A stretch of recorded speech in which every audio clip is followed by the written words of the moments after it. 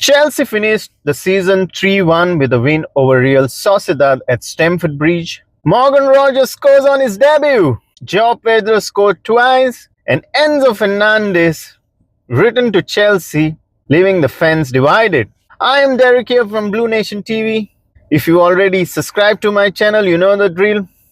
Like, comment, share it with your friends. And if you're someone new here, you know what to do. Hit the subscribe button, like the videos, share it with your friends. And I would love for you to comment. Let's get some football discussions going. Let's keep the channel very interesting.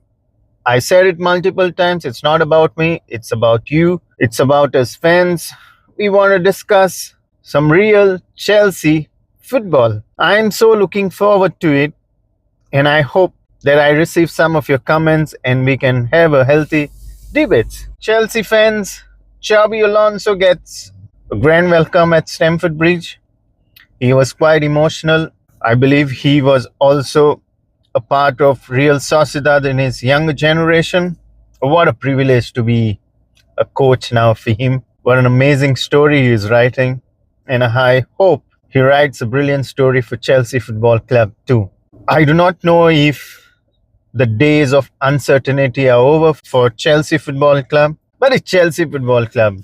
We will always be the underdogs. We will always be a club with uncertainty, always raise questions, always have issues. The fans will be left divided. One point of the season, you will really be scratching your head and saying, oh man, why am I supporting this club? It happened to me, it could happen to you. And if you're not supporting any club, please do come and support Chelsea. You're going to love this story with Chelsea Football Club. Not the perfect one, not the best of best one, but you know, it keeps you human. And that's what I love about Chelsea Football Club.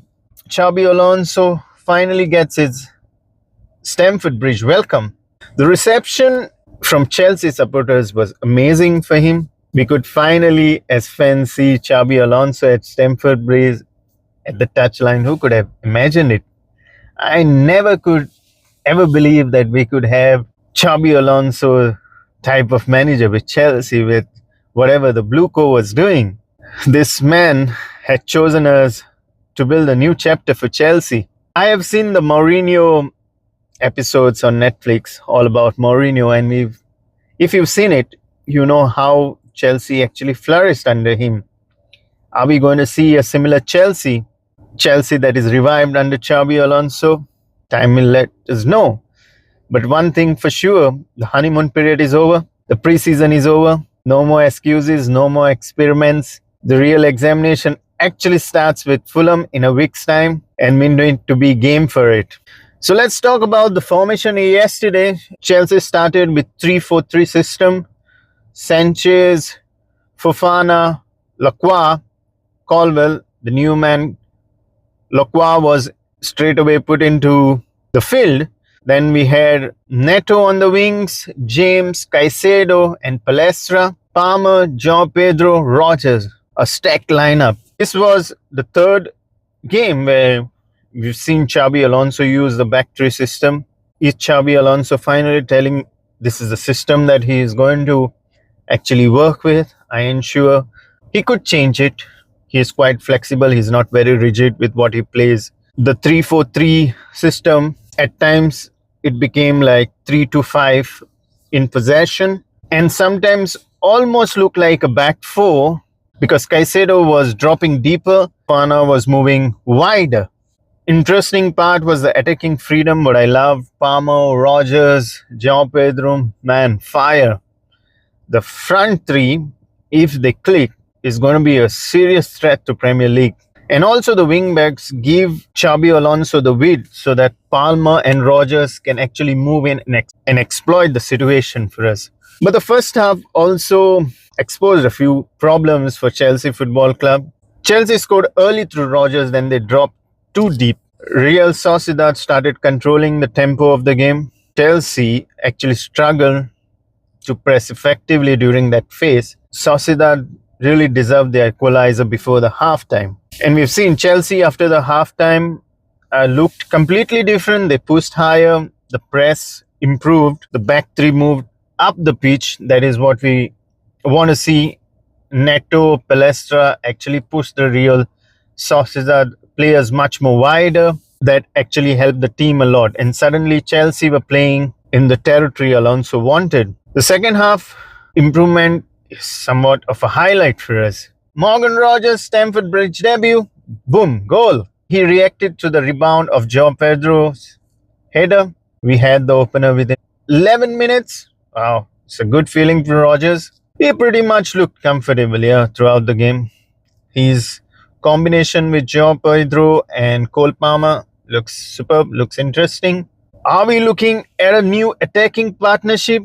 Only time will tell. But for me, this was really interesting. Palmer, Morgan Rogers, João Pedro. Perfecto.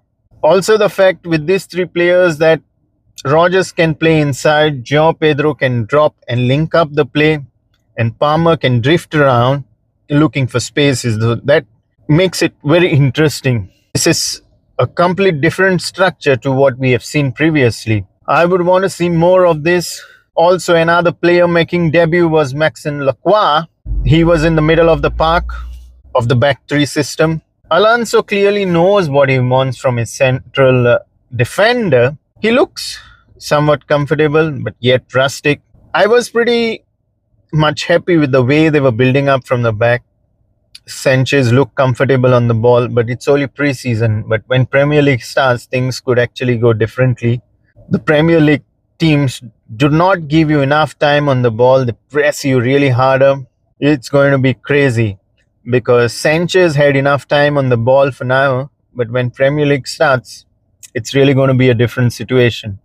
Marco Palestra, another guy who started at Stamford Bridge. Not the greatest of start for Palestra at preseason. He's played almost all the matches in the preseason. I wish Pep Chaveria was given the chance. We've seen a little bit of struggles of Palestra during his defensive phase. It's going to be sorted out with Pep Chaveria coming in.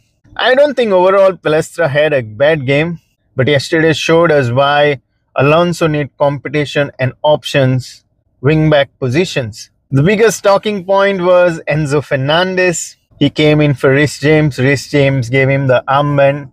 Some fans were booing. Some fans were actually shouting his name, praising. I've never seen a football club so divided. Yes, it could be for various reasons, with Enzo Fernandez flirting with Real Madrid during his World Cup time. It's also about his scam in talks with Man City. I don't know what's really going on with Enzo Fernandez. Not that I'm aware of anything. But this guy can show up and play. That's what I know. And after the game, he just walked down the tunnel. He didn't want to create any scene.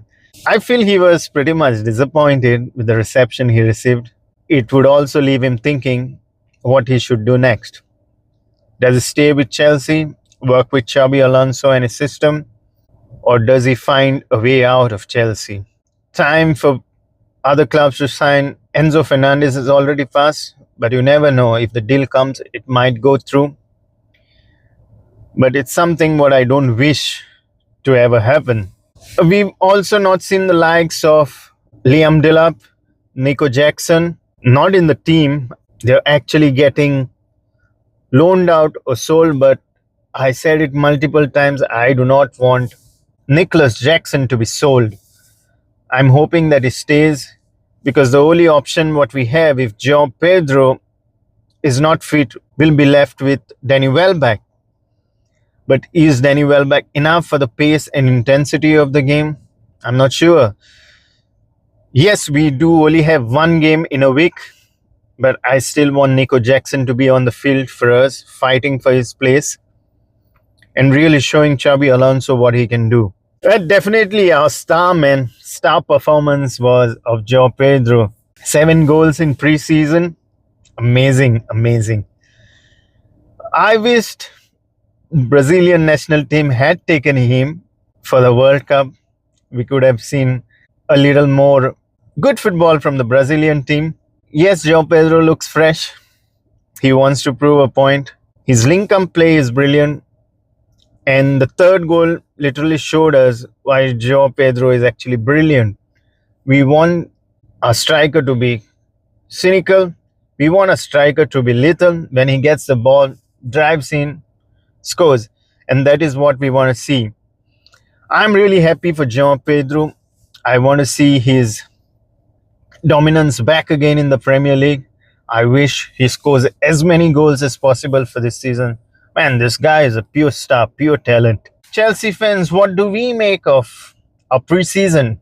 If I want to summarize it, we had a win over Western Sydney 6-4. Tottenham, we lost it 1-2. Juventus, we lost the game with a 1 goal. AC Milan, we won it 3-0. Johor Darul, we drew the game 3-3. Real Sociedad, we won the game 3-1. That's 3 wins, 1 draw, 2 defeats. So there are a lot of positives to talk about the preseason. First thing is about Alonso introducing an identifiable system. We're seeing 3-4-3 repeatedly. João Pedro looks excellent. 7 goals in 5 appearances is brilliant. A new signing, Morgan Rogers, looks amazing. He had an immediate impact at Stamford Bridge. The attack looks fluid. It's probably one of the biggest positive for me from this preseason. The concerns are a defensive transition, pressing consistency, wing back positions, and striker depth. And of course, of them all is Enzo Fernandez's situation. So Chelsea fans, are we actually ready for Xabi Alonso? We've seen Xabi Alonso build his system. Now only time will tell on 24th August how his system actually progresses, how it fits with the people we have at the club. I'm really looking forward for us at Chelsea to start the season really positively. With the system what Xabi Alonso adapts, it gets me to the time thinking of Antonio Conte, the back 3 system. This really helps us out. Some luck comes into the Chelsea football team and we actually go and win the Premier League. I'm quite encouraged, but I'm also not getting carried away with whatever we've seen. For the first time, I can actually see the manager is trying to build something, and I hope the Blue coach supports him in what he wants to do. If you like today's episode, don't forget to like, subscribe, share it with your friends. This is Derek here from Blue Nation TV.